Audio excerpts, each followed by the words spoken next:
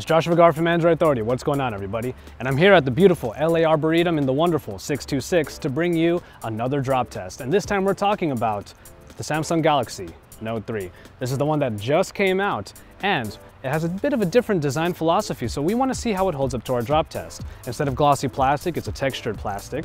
The sides are a lot flatter, and overall, its design is just a little more decisive, if you will. Now we're gonna jump right into it, but you guys know the drill. I'm about 5'6", so I'm gonna be dropping it from about 5 feet, right on its back, and then on a side, which is its bottom, and then finally on its face. So, one thing you have to know though, drop tests can be kind of random. I'm gonna do my best to get it to drop perfectly onto the floor, but even if it drops a little bit weird, we'll see how it does when it hits the floor. Let's get dropping. Here is the first test on the Samsung Galaxy Note 3, falling flat on its back, well, hopefully. All right, all the cameras should be going, and, oh, and, oh.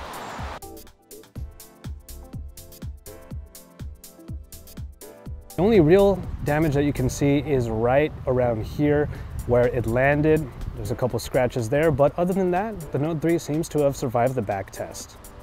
But let's see how it fares in our side test where we drop it right onto its bottom. So here we go.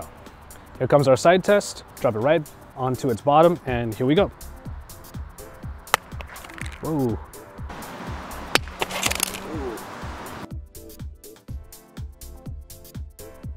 Okay, and for the most part, the Samsung Galaxy Note 3 seems to have sustained very little damage. It did land pretty squarely on its bottom, maybe just on the front side more than the back side, but as you can see, the back cover is starting to come off just a little bit, but of course we could just snap that right back into place.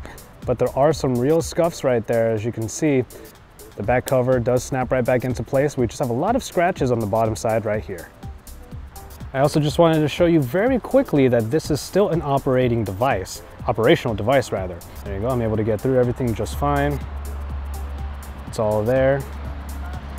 So after 2 tests, we still have a very well-working phone. All right, the final drop test this time, flat on its face. Let's see what happens. Checking on my camera, and let's see what happens in 3, 2, 1. Oh, you can already see it. 1. Oh, you can already see it.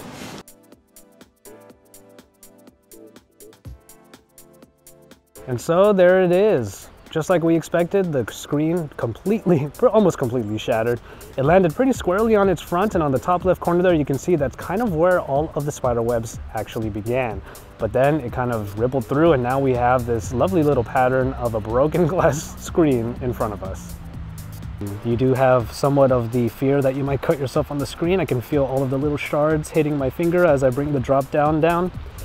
But yeah, the screen still looks to be operational despite all of these cracks that are here, and I really hope I'm not cutting myself by doing this.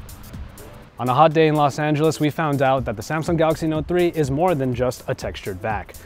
Well, more than that really, because we had it land on its back and nothing really happened. We had it land on its bottom and it really just scuffed the paint. But then we had it fall flat on its face. And as you can see right here, all these spider webs on the screen.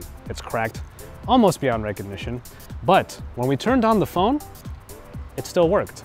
We could definitely still use this phone, much like many iPhones out there. The Samsung Galaxy Note 3 is still operational even after a few drops. So even though you should probably be replacing your screen, it'll still work even if you crack it.